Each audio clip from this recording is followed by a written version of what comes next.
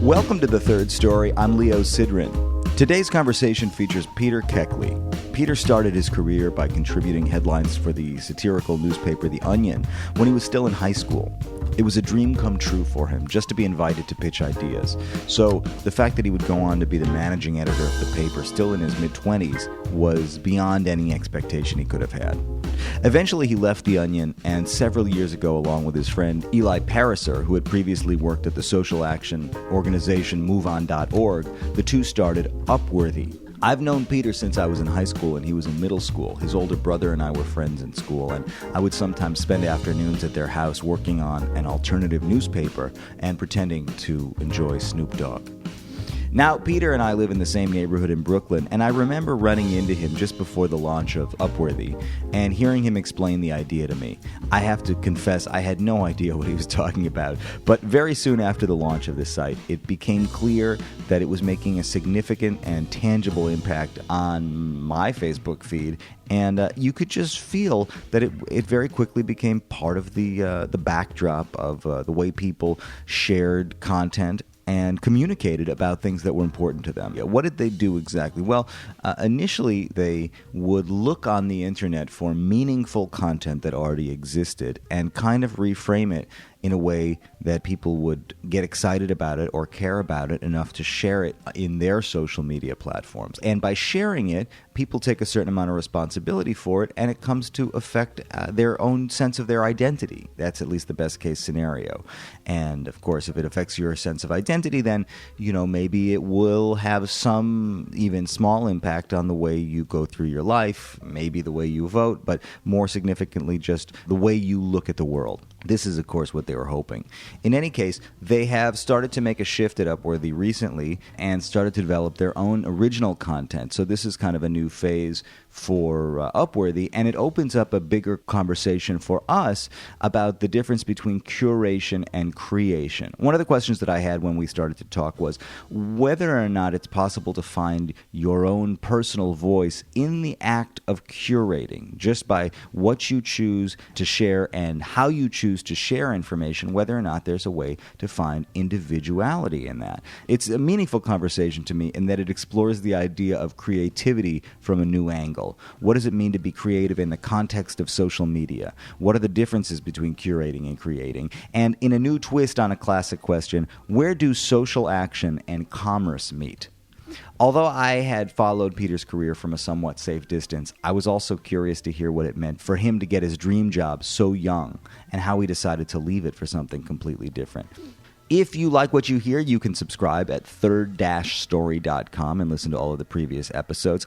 I'm currently coming to you from Copenhagen, Denmark, gathering some material for a new and somewhat unusual episode of The Third Story that chronicles my week here at the Jazz Festival.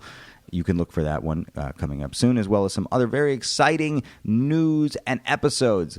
I don't want to say too much, but let me just say I'm very pleased with the way things are going. So now, without any further delay, here's my conversation with Peter Keckley. I went to high school with you, sort of. I graduated in 99, you in 94? 95. Oh, so we did. What I remember about you is that you were hanging out around your brother and a kind of crew of people who were a little bit computery, into hip-hop music, pretty hip in my view, but I actually didn't have a real sense of you.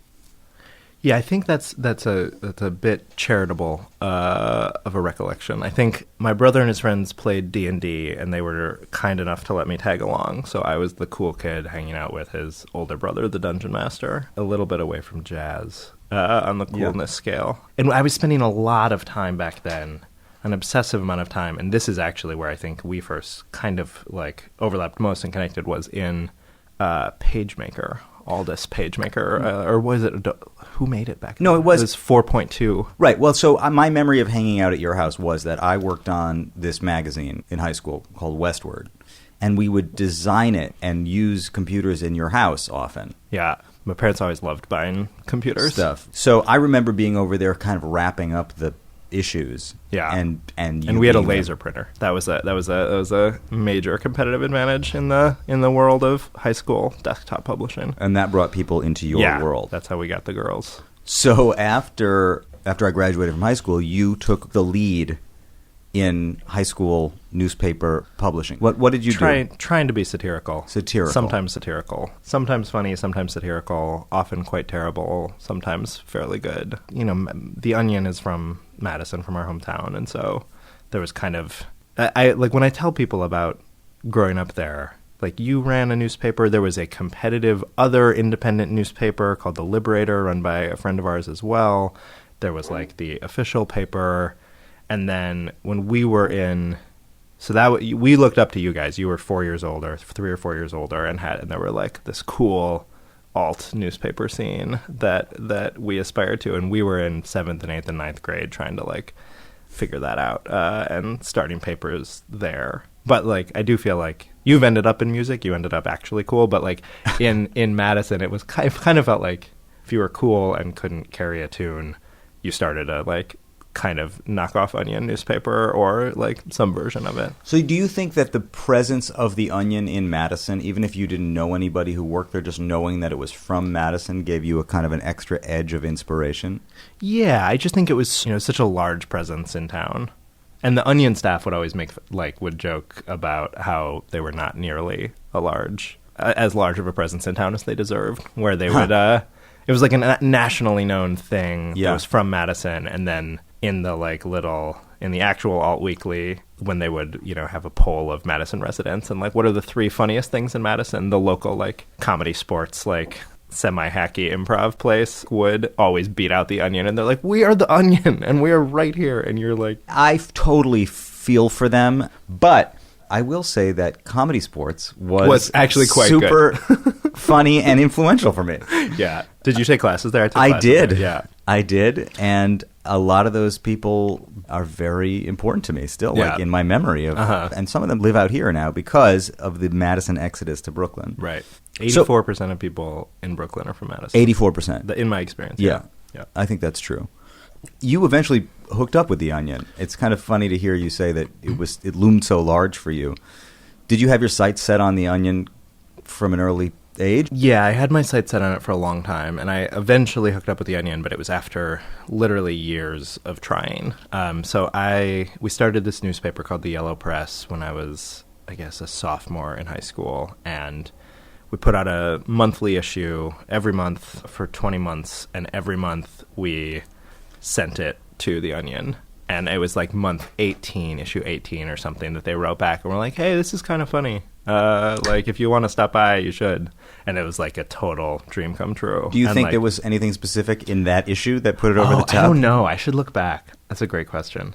They at that time, and I think for a long time after, they would publish a fake address. And so the coolest part about the letter to us was, and here's our real office address, because they were like, you know, they were scared of satirists being attacked, like, long before it actually started happening. Right. Oh, that's not funny. That's serious. Yeah, it was funny up until last year, and now it's not funny. So yes, we got the behind the scenes. We got to go down and take a tour. We got to sit in on a story pitch meeting. My friend, and I was the publisher, and he was editor-in-chief, Ben Wickler, we both went down, and we both pitched 25 headlines in the meeting, and the writers at the time, just kind of stared blankly at us. Do you think it's because you weren't funny, or because there was a generational divide in your sensibilities, or? It was because that's how the room always is. Now, like, so I worked there I was a contributor, wrote headlines from afar for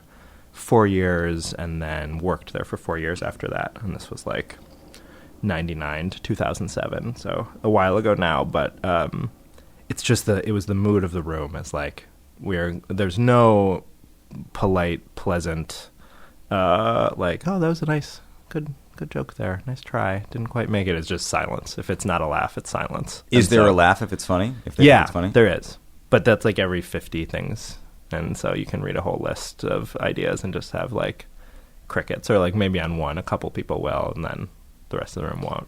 Like, did you know that you were going to go and pitch that day? Yeah. No, I worked on that list for a long time. I mean, I had like a 3-week lead up and worked on it a lot in those 3 weeks. And got two headlines in the paper from it, actually. In high school? Yeah. Hotcake sales brisk. And yeah, it builds. And only Mexican and Mexican restaurant doing the dishes, which was, they kind of rewrote. My original one didn't make quite that much sense. But So you left Madison then to go to college. Yeah. What did you study in college? What were you focused on? Totally non-comedic things for school, for class. I came to Columbia, and I was very into just the core curriculum, and I became a philosophy major. I did a little creative writing. The first year I didn't really do anything other than school, because it was like, high school was a little too easy, and then college was quite hard. School was hard enough, and the people around, I was like in the bottom half of the class for smarts, it felt like, and so I like just worked really hard. And then I got sort of slowly back into things. I co-ran a hip-hop organization called Elementary Hip Hop for a year, and we had put on a lot of concerts. And was hip-hop important to you in high school? Yeah. My dad bought us the NWA Straight Outta Compton album right when it came out. So I think I would have been 12. My brother was like 17, 16 or something like that. Because I remember him being totally into hip-hop. Yeah, my like dorky dad was very, very, very into hip-hop from very early. And yeah, he was like, NWA, this is going to be a big deal. He said that a couple years later with like the internet. This is going to be a really big deal. And I was like, yeah, whatever, Dad. That's my memory of your house, man, is computers and hip-hop. And to some degree, I think that did kind of inform the outcome. I mean, what I'm wondering about is, like, at what point was there a sense of doing socially conscious work or making some sort of an impact? I mean, working at the Onion, for example, is funny, and it sort of tweaks your vision about the world a little bit, and it can force you to reimagine what's going on or sort of revisit your reality. But it's not super focused on making the world a better place necessarily. Yeah, it was just at the edges where satire can say some things that are harder to say in other contexts, but also we also just made a lot of jokes. Right. I remember feeling like, so I was at the Onion for 4 years, and right near the end, I got sort of more and more politicized. My whole college, I was totally not into politics. High school, I sort of was. I organized a walkout of the school to protest a dam in northern Wisconsin being built, and I got on the loudspeaker and ordered, I snuck in and got on the loudspeaker and the school had nothing to do with it. It was the most misplaced activism you could imagine. Right. It was just like rebellion. But you were trying. I was trying. It was something. This dam was a bad idea, right. I think. When you went to the Onion, yeah, out of college, yeah.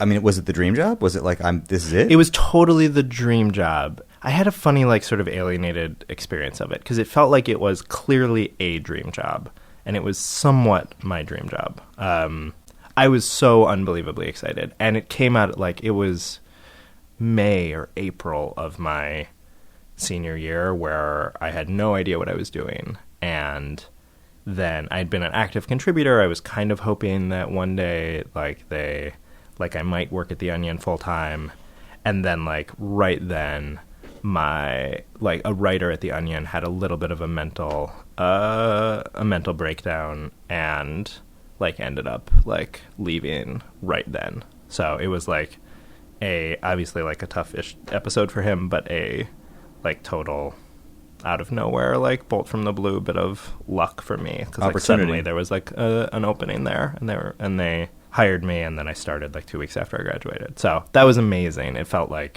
it's one of those funny things where it's I had kind of been working on it for 7 years, and also kind of had no actual plan and no strategy, no plan B, and that wasn't even clearly my plan A. I don't know. It was just it all just kind of came together. So that was amazingly great. I'm a really tortured and somewhat mediocre writer in that my a lot of I don't consider myself a writer. I have done writing, but I don't do writing now per se, and I never was the sort of person that did had a novel on the side or a short story or a screenplay. It was never quite. It was I learned how to write Onion headlines from a young age, and that was what I could do.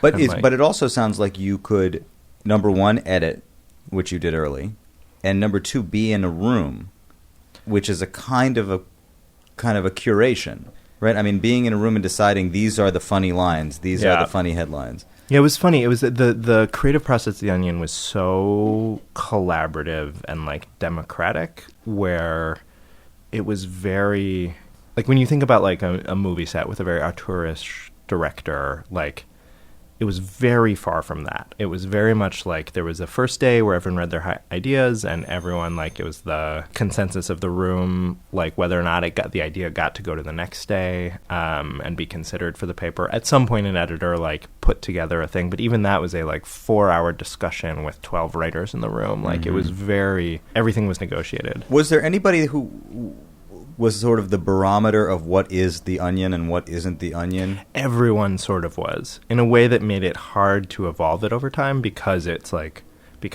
if one person has a divergent view, they're wrong and the group is right. And but it's that divergent view that pushes things forward.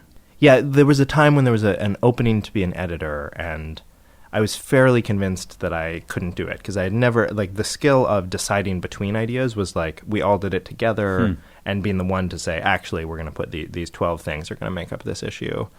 And I ended up doing that and starting to do that and becoming the editor or managing editor then. And it within a month, I could do it. But the month before it had seemed completely impossible. What was the skill set that you needed to be able to do it? I mean, having to do it was really powerful. And I've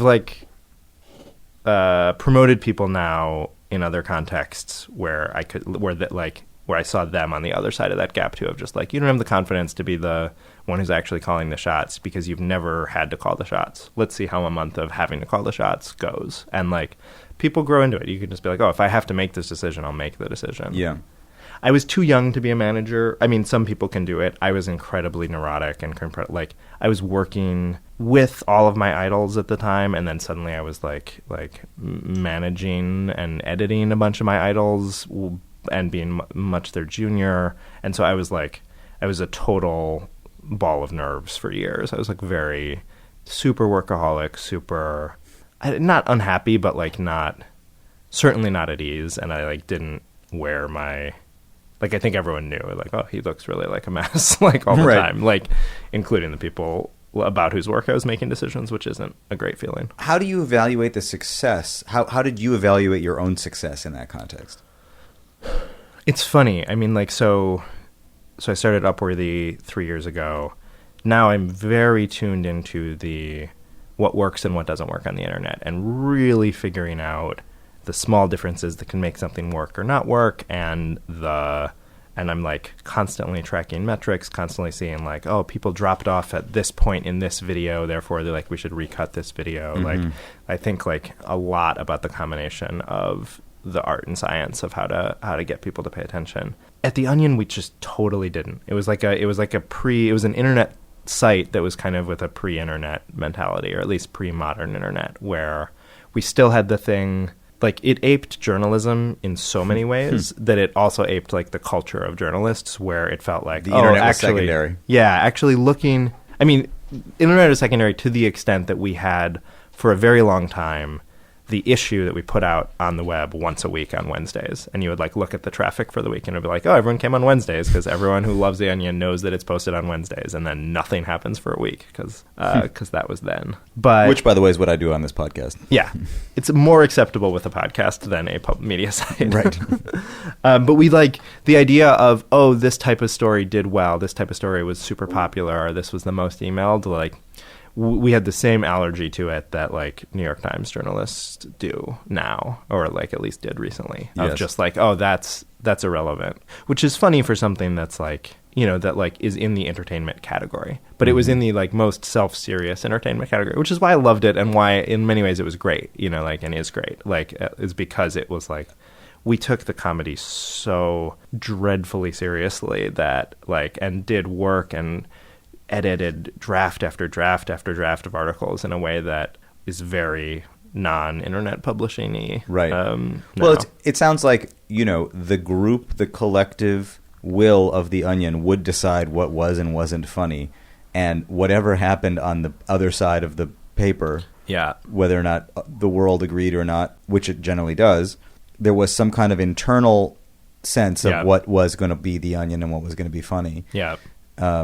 Which is also probably explains why it is this kind of unchanging thing. And there's some real comfort in that. You know, there are very few things that are both contemporary and continue to publish and to come out and are also kind of timeless and unchanging. And, you know, one day we'll be able to potentially share with our children an issue of The Onion and reminisce about what it meant to us. Mm-hmm. I don't know if it's going to survive, but assuming that it does, with that mentality. Yeah, it seems like their mentality has grown and changed, and most of the people, I know some people are still there. Most of the people I knew well there have like moved on over the past, you know, it's been 8 years or something. So it's a little hard to say. It seems like they're making major changes. They made a number of major changes that caused a lot of... They moved from New York back to the Midwest to Chicago, and a lot of people left then. But it seems like they're doing some good stuff. They made a whole new site, Clickhole, that is, you know, is interesting. Like the entirety of the Onion historically was aping like modern newspapers and kind of specifically the USA Today, the kind of like the made for everyone and yet still self-serious news. And then Clickhole is basically about BuzzFeed and Upworthy, largely. Right.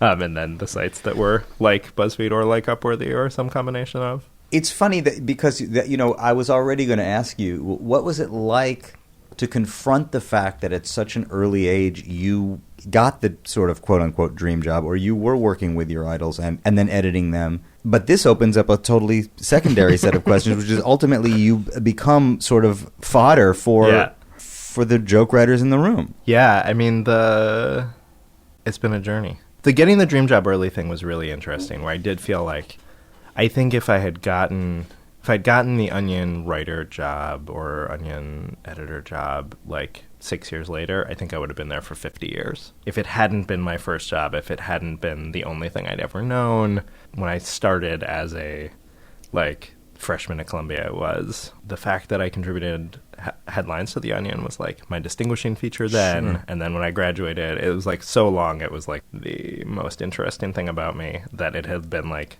it was so tied up in my identity. Choosing to leave was like really tricky. Mm-hmm. And then also revealed that after you choose to leave somewhere, it's really easy, like from day 2 on. But walking out the door is really, really, really hard. Going from being a writer of jokes to creating something that gets some jokes written about it. The launch of Clickhole was mostly delightful because. Could you just feel that it was about you? I mean, they made some stuff that was definitely like about the tropes of us. Obviously, it's like also a lot about BuzzFeed, like Huffington Post, like all of the like sort of born in the internet age media companies that were like really dominating everybody's news feeds and lives for a little for the last bit. I mean, there was one that was like. We've actually only ever published, I think, one headline that was "You can't believe what happens next," but that is like the go-to reference for us. And they published somebody left a stick of butter out on the table. You won't believe what happens next, and it's a like 6-hour video of just watching it slowly melt. It's totally genius. And then you like watch it, you like click play, and then you think like because the like play the scroller thing hasn't moved. It's totally wonderful. Well, we'll have to talk about that because, I admit, I have noticed recently that is a kind of a headline strategy. And I suppose it is disappointing that it went from being content that I sort of was excited about to being just sort of exactly the content that you probably were reacting to when you started Upworthy. Totally. But I had no idea, honestly, until I started to do a little bit of preparation to talk to you, that it was like caused an outrage that people were really upset with you. Yeah. I mean, I think like there was an outrage in very small circles, and then like a mild annoyance in a much larger circle. And the annoyance is that you developed a style of headline writing that is designed to. It's designed to grab people's attention, and I think like one of the the thing for us was. We started Upworthy to draw attention to these incredibly important topics. To like, we saw the change from newspapers to news feeds happening. And with the newspaper, there's like a room, problematic as it is, but a room of editors who can say this is important to society. We're in a war somewhere. People are dying in Syria. There is like disease, and you can draw attention to it, and you can put it on the front page. On a news feed where it's all just based on what your friend shares, like the thing actually has to be able to compete on its own. And so we started Upwardly to try to kind of close that gap to say, yep, the climate change article that, you know, the New York Times wrote or Mother Jones wrote or whatever, like that's not going to get shared because nobody wants to share it because it's confusing and it's depressing and it's dispiriting and it's like, and you already have had to read 20 other articles to get it and all sorts of things. And so they're going to share the like cat pictures. They're going to share like the cute thing. And therefore all the stories that matter to society are going to kind of just drift away during this transition. Yeah. So we started it with like a deep sense that that was a problem and somebody needed to do something about it. And we saw an opportunity to do that. And I think like, so. And did you feel at the time also that you would bring a certain amount of familiarity with how to write a headline? I mean, that's what you would really learn how to do is write a headline. There was a time when it was like The Onion was really good at writing headlines. Slate has always been pretty good at writing headlines, but like almost everyone underestimated the value of headlines. Now I think people overestimate the value of headlines, and like we've like we helped correct that gap, but now it's been way overcorrected. Mm-hmm. So I mean, I think like we basically developed a bunch of ways. Like we just wake up every day trying to think, domestic violence, how do you get people to actually care about that? It's a huge issue. And so we work harder to make things interesting. We work harder to grab your attention. And then we found all of our techniques that we learned to like, if you really need somebody to care about income inequality today, here's how to catch their eye. Then people are like, oh, we can use that to get people to care about cute cats again, but more so. And it's like, no, like we felt a little like mad scientists in a lab who'd like develop something and then it escaped into the general populace. And then like all of a sudden there's a monster on the loose where it just felt like all these copycat sites popped up, all these like everybody who we were trying to draw the attention away from towards important issues was now using our strategies and our philosophy to draw them back to the inanity and back to the stuff that just doesn't matter. That was a challenge because suddenly lots of things looked like us except without the mission, without the goal, without the aiming to try to help society. If The Onion is this unchanging thing, the same cherry pie that you've always had, you know, I guess one of the side effects of being an internet media company is that you're going to have to constantly be reinventing yourself because it's like dealing with this year's influenza virus. You know, you're going to have to figure out what the vaccine is this year. It's amazing how quickly things change and how much you need to completely change strategy like every 6 months or every year. It's like not a thing that existed for a lot of the past 80 years of right. It would be as if we completely scrambled the broadcast spectrum every 6 months and just randomly reapportioned it, and then you had to figure out how to re-navigate it. And that's what you feel like you're in right now. There's a couple things. So one, the ground under our feet's always changing, and anyone who runs a media site nowadays feels that. It's some things are ascendant and some things are fading away constantly. There's constant change.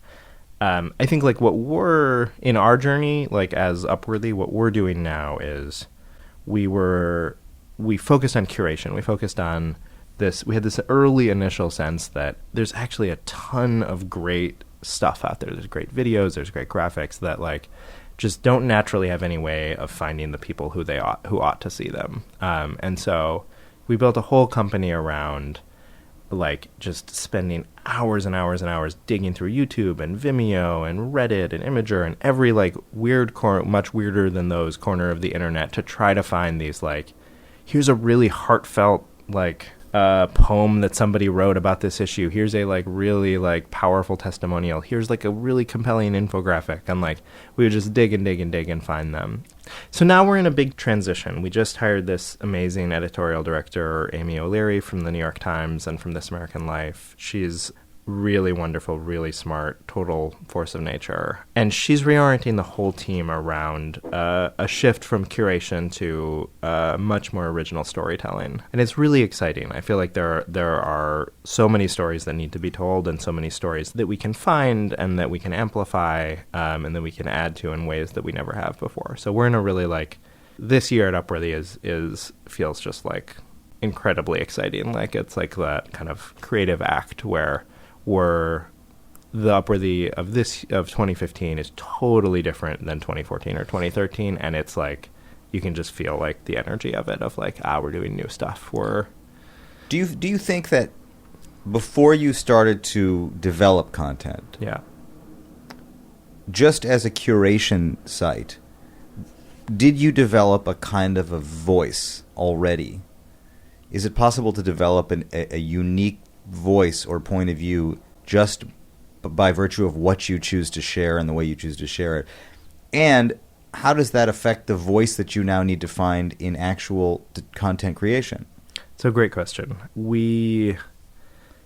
Yes, I think you can turn curation into a voice, and I think you can, through your choices. We think of it like a TV network, really, where it's like Comedy Central has a voice. Comedy Central has a voice that's very different than MTV, and it's very different than BET, and it's very different than AMC, because they have a certain filter. Like, obviously, it's like they're about comedy, so it's like a pretty easy voice to like pick out, but it's even different than other comedy.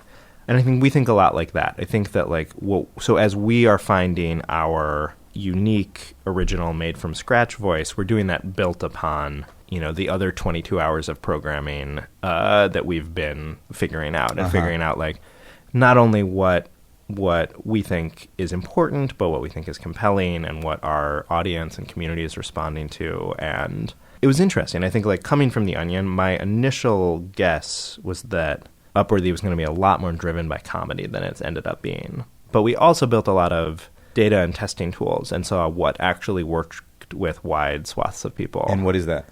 I mean, it's stuff that actually makes you feel something. And comedy is great. And I obviously have spent a lot of my life doing comedy. But comedy brings a set group of people together, but it does so in a way that's like almost designed to exclude the others. Mm-hmm. There's some comedy that's so broad that it's like, everyone can laugh at it. But a lot of comedy is very limiting in ways that make it's like why it's great. Is because it's like, my people get this. My, like people who have this experience get this. Comedy, I think, does that. It selects out a group and unites them. And we found that, like, actually something that makes somebody outraged or makes somebody, inspires somebody or gives somebody hope, like, those can actually grab a much larger audience. It's much more unifying. It's much more...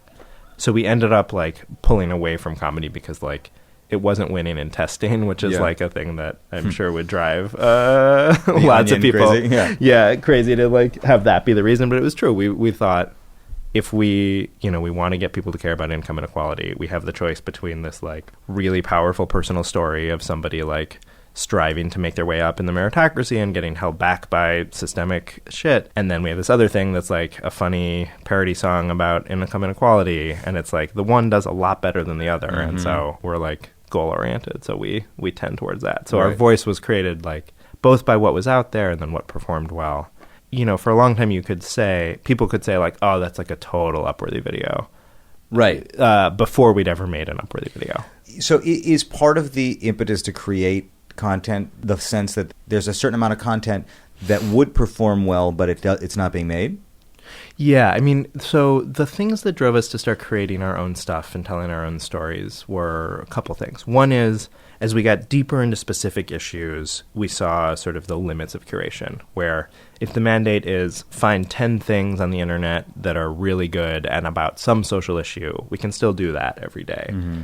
If it's, we want to run a section on deforestation this month and put out 50 pieces on deforestation, like there's 6 good pieces of content about deforestation on the internet that you can choose between. And who's determining that deforestation is the issue? So so in that case, like that's an actual specific case, and it's a brand partner of ours. So we've started like turning into a business, actually. Right. So you're finally going to make some money. Yeah, and turns out making money is like a whole thing. Man, no kidding. I mean, everybody wants to love you when you're working for free. As soon as you start making money, I'm sure you have to. It's much murkier. Yeah, we've been excited about it. It's been going really well, and when we set out to craft our business model, we wanted to come up with something that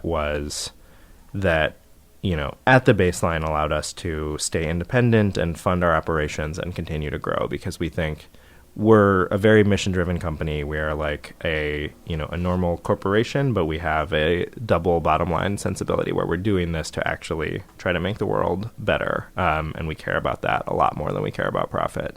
That said, like, actually making money is the best way to retain control and like retain like independence as a company. Like, revenue buys you freedom. So we set out to do that. Was the baseline, but beyond that, we said, like, we don't want our business model to undercut what we're doing, and ideally we want it to actually help. And we kind of set that out as a like aspirational dream, and we've been like completely shocked and delighted by how much it's actually happened. Like, the number of, we're running like 2 large campaigns, one with a big nonprofit and one with a big corporation, like talking about climate change this year. We're running like a huge campaign, and by campaign I mean paid, like something like advertising campaign that about global health and poverty, funded by the Gates Foundation.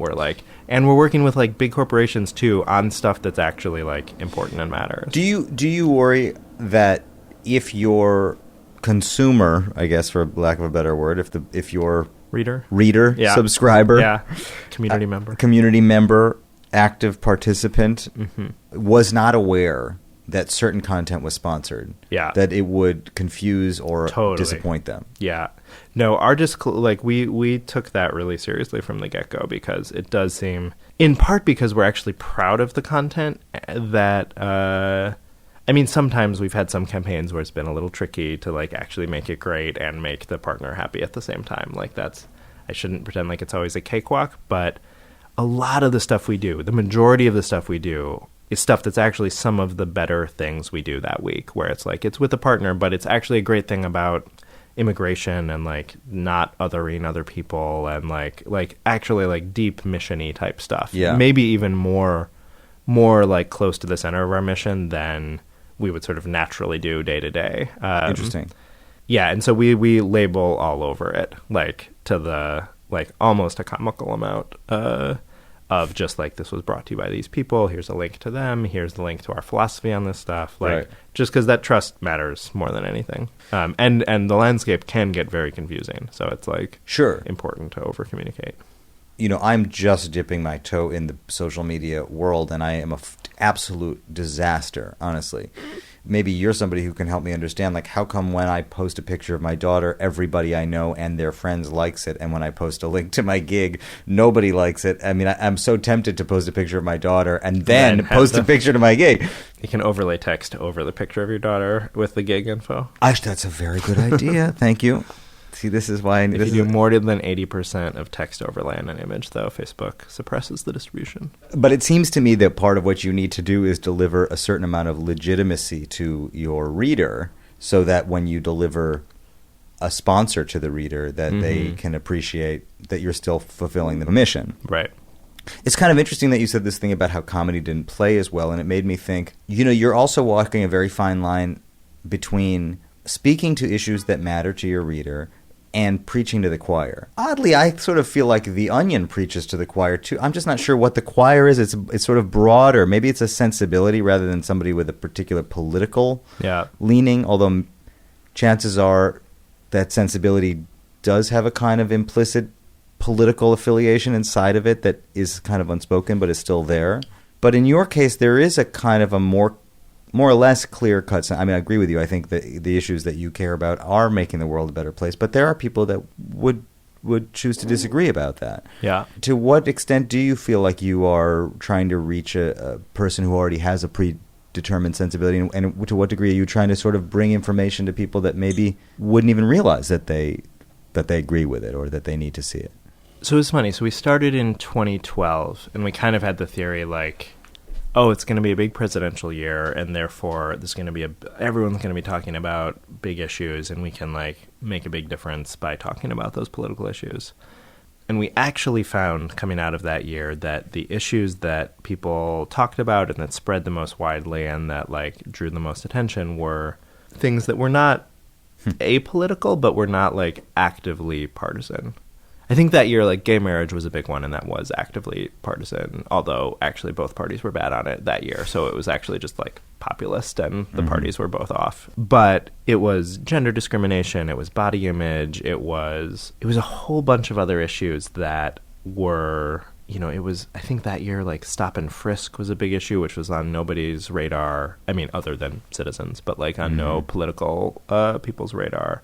The political stuff just, like, is divisive and is kind of by following what actually speaks to the largest group of people, we've found the issues that we think are important, but it's actually almost always a negative when they have a political valence, when they're clearly like red team or blue team. It's like then the cost of sharing it goes higher because what about your old neighbor who always writes an angry comment on your thing?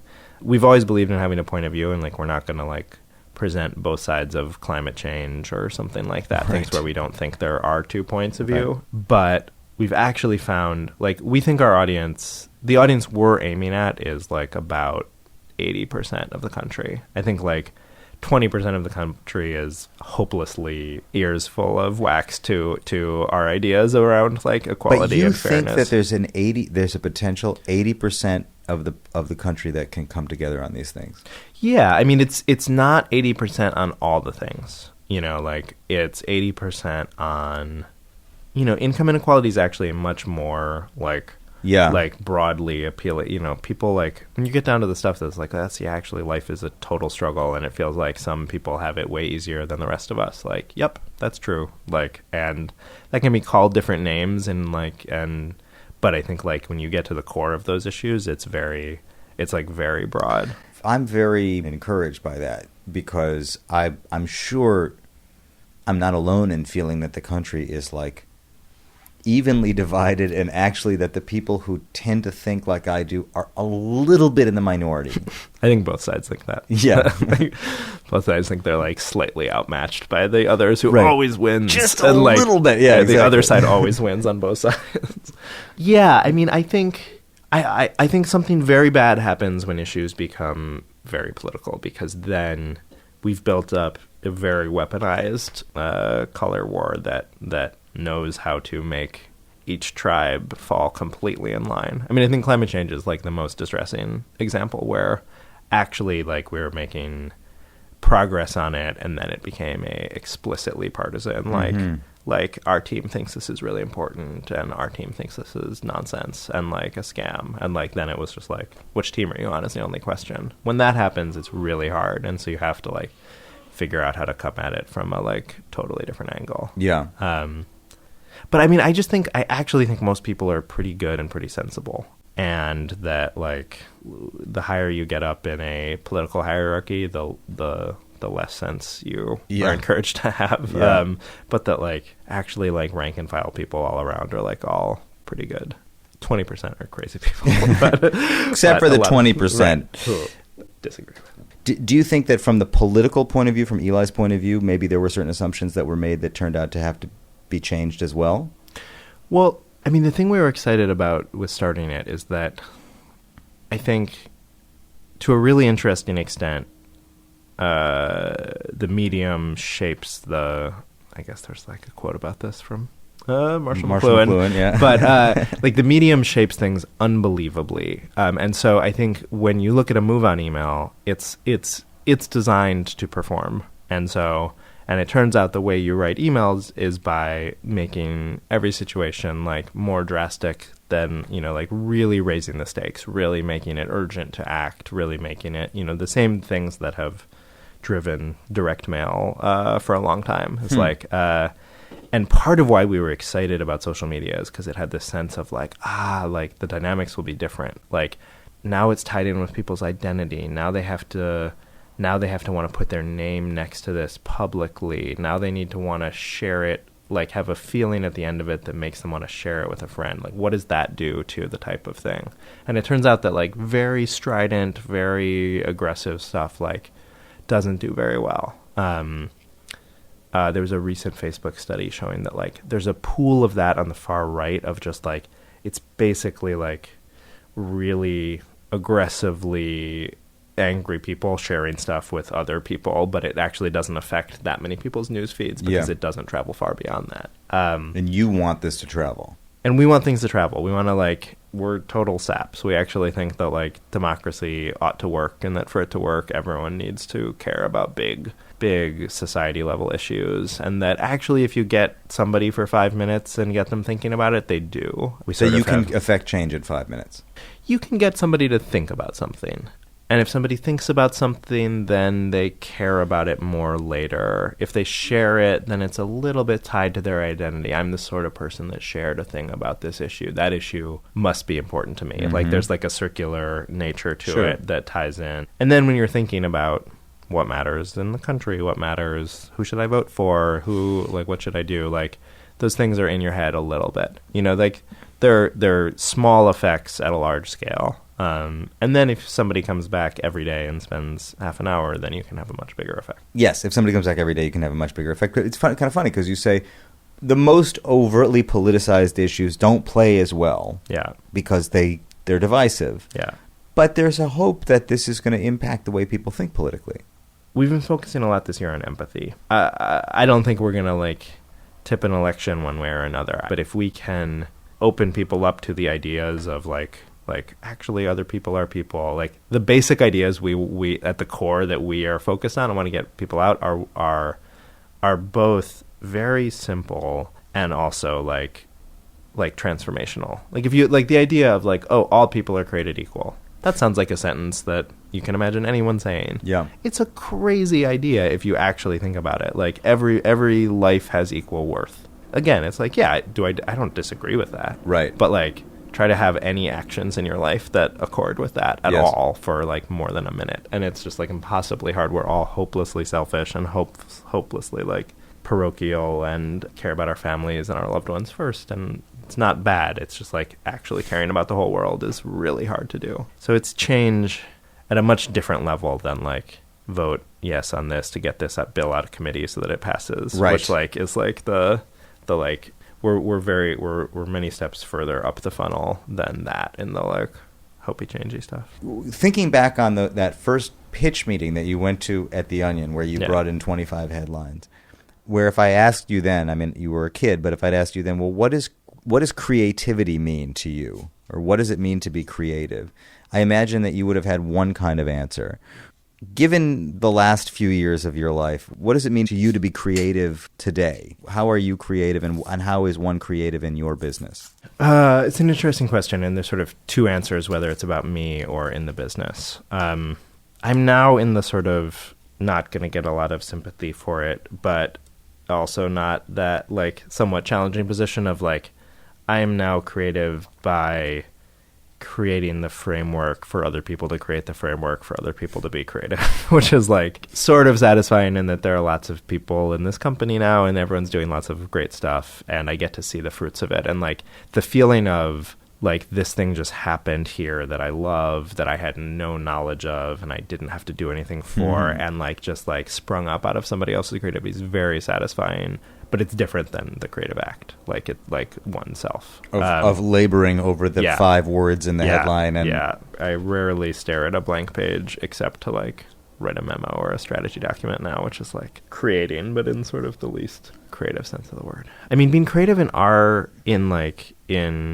media that's trying to be compelling and great storytelling. I think like for what our team thinks about is, how do I tell this story in a really compelling way? They think about it in like a combination of completely pure creativity and judgment and intuition mixed with data and testing tools in a way that like we're really excited about. It feels like we're building stuff right now that could lead in very interesting directions. But it's also like we're trying to build an Iron Man suit for our editorial folks. And so at the heart of it is human intuition and creativity and judgment and like Right. that spark, but then there's also like rocket boosters that help. And so I think it's an interesting mode shifting where there's a phase that's purely creative, and then you kind of like gut test it, or you like test it in some way, which is not so different from like, hey, I have a new track or a new song or a new joke, and I'm like touring with it and seeing how Right. people respond. Like it's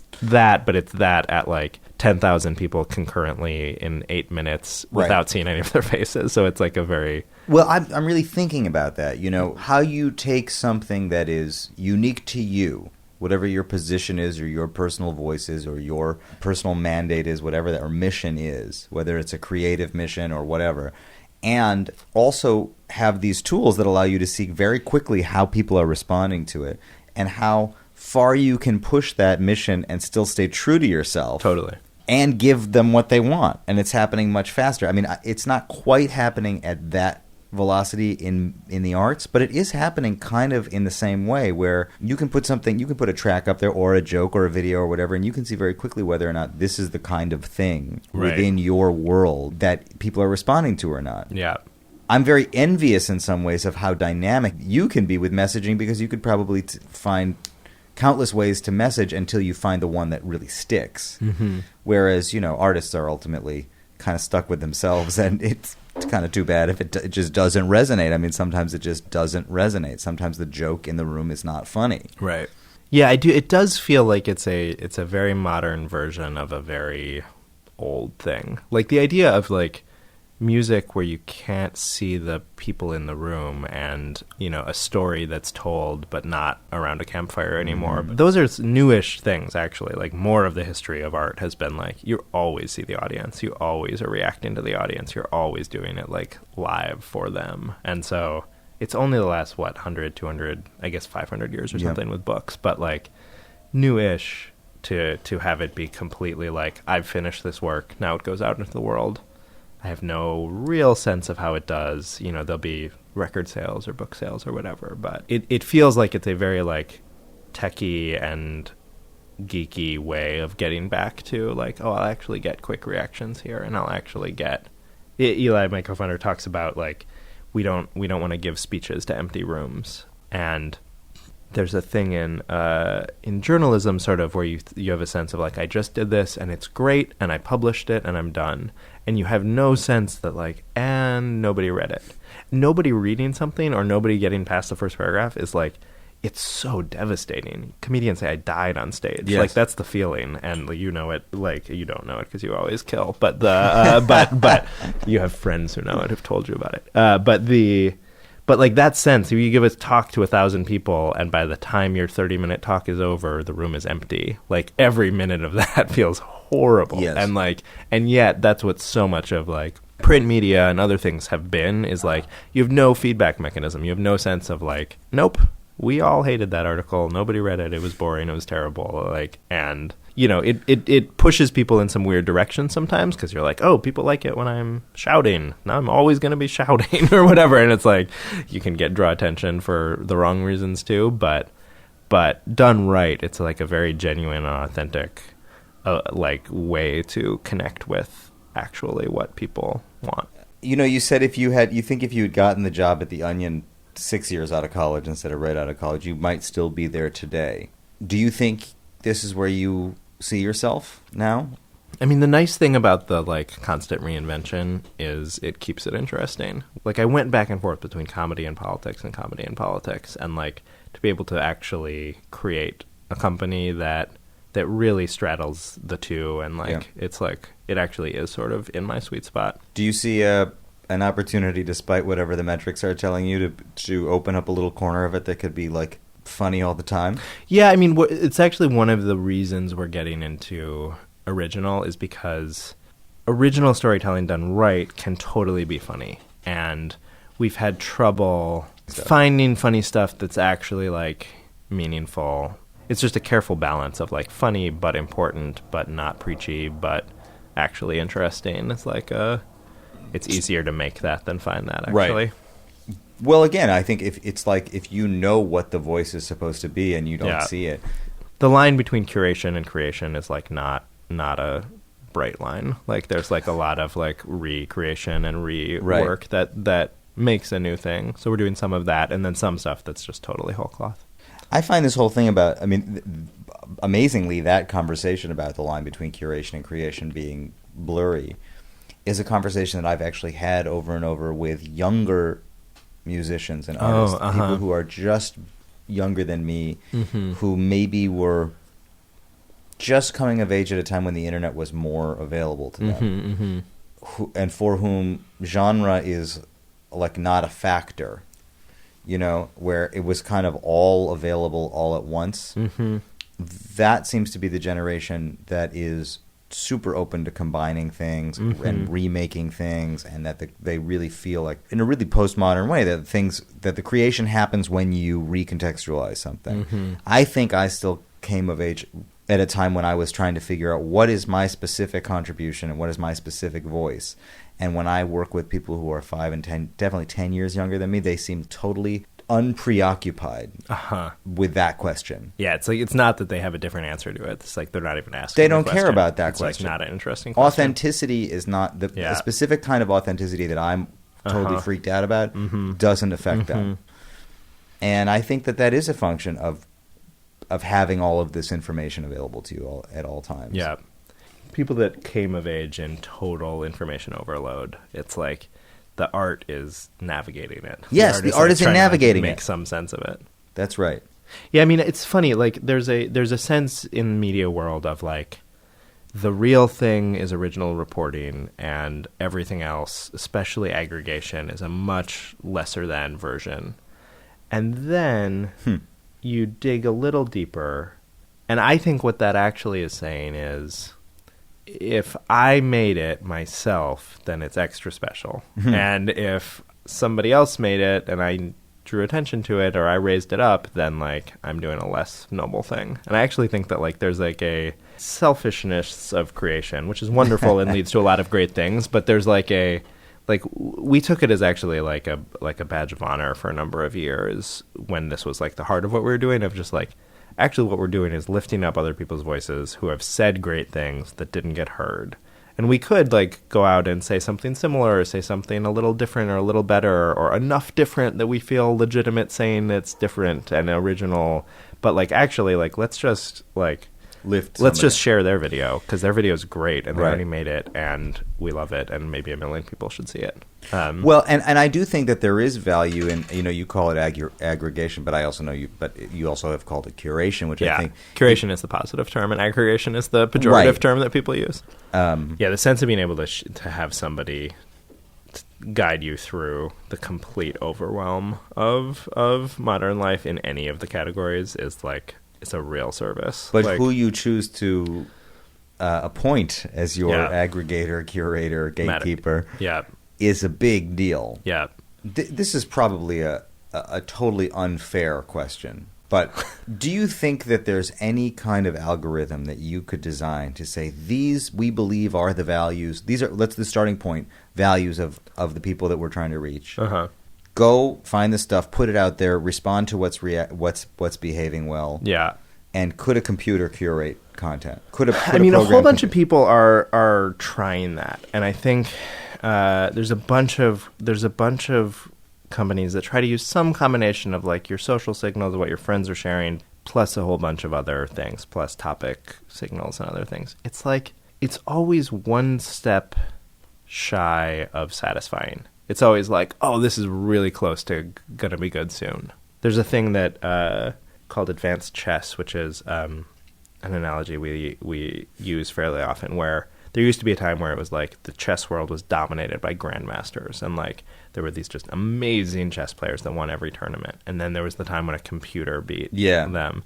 And then the thing that beat the computer was eventually a network of amateurs with a like quick decision-making process and access to fairly basic computer information, much less powerful computer than Deep Blue or whoever it was that won, but it's like some combination of like data plus humans plus some kind of clever process to make decisions quickly. Like that is now like the state of the art in chess. And we like think there's something there. There's like the line of like, is this an area where an algorithm or real-time data should play a part, or is this an area where like your heart and your creativity should play a part, and like how do you mix those two and make it feel like a cool process, and like actually like have creative people be able to feel like navigate it in a way that's feeling like empowering and interesting rather than like automated and mechanical.